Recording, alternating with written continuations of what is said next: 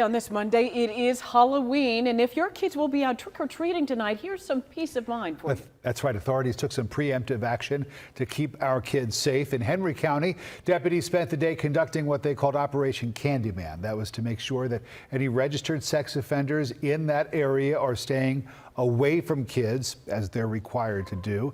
Atlanta News First reporter Adam Murphy live with trick-or-treaters in Midtown to explain. And I guess the trick-or-treaters are just getting out there and getting started now, Adam.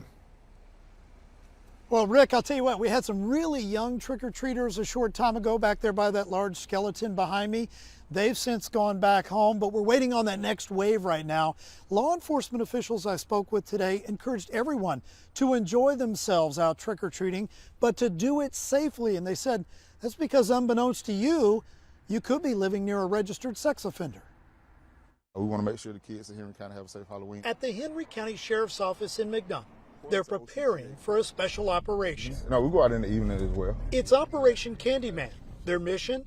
To make sure registered sex offenders do not entice children who are trick-or-treating on Halloween. It's extremely important, more so this year than the past few years, because this is the first Halloween in 2 to 3 years where people will actually come out and engage. Okay, so the main thing that I'm looking for with this operation is decorations, candy, or any kind of thing that could make a kid be like, ooh, let's go knock on that door. Sergeant Carl Tiz Jefferson took Atlanta News First on a ride-along to check the homes of registered sex offenders in the community.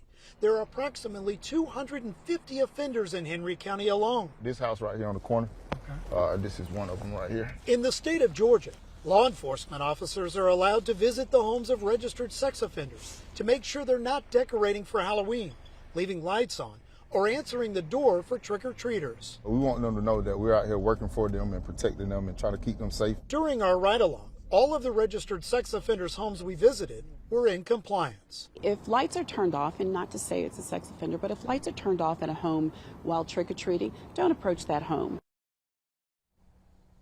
And another good piece of advice would be to trick-or-treat in groups. That will always make things safer for you. Happy Halloween. We're live in Midtown Atlanta. Adam Murphy, Atlanta News First. Adam, thank you. Well, Halloween